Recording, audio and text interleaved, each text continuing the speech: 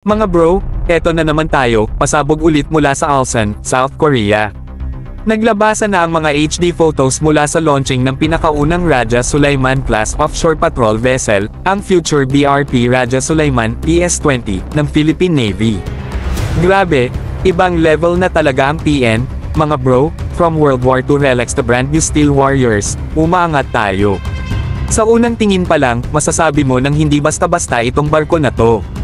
Front and center, makikita agad ang 76mm naval gun, solid, reliable, at deadly kung kailangan.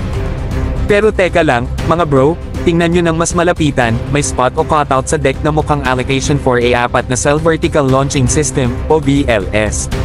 Pwedeng pang future upgrade. Game na yan. Hindi lang yan, napansin din natin ang radar system na gamit. Malaki ang posibilidad na ito'y ang Leonardo SPS 732 2D Search Radar, high performance, compact, at swak na swak para sa OPV mission profiles natin. Hindi ka mawawala sa dagat, hindi ka rin basta-bastang matatakasan. Modernized for a modern Sea Guardian, ika nga. At kung mata ang usapan, huwag nating kalimutan ang naka-install na EO/IR system na mukhang Safran Paseo XLR. Mga bro, ito ang surveillance at targeting system na kayang makita kahit naka-stealth pa ang kalaban, day or night, rain or shine, kita pa rin ang kaaway. Kumbaga, sniper scope ng Navy vessels natin. Ang pinakamalupit dito, mga bro, ay kung paano na-prepare ang ship for scalability.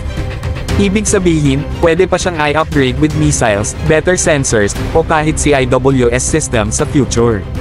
Hindi lang to design ng pampatrol lang, design ito ng barkong handang lumaban kung kinakailangan.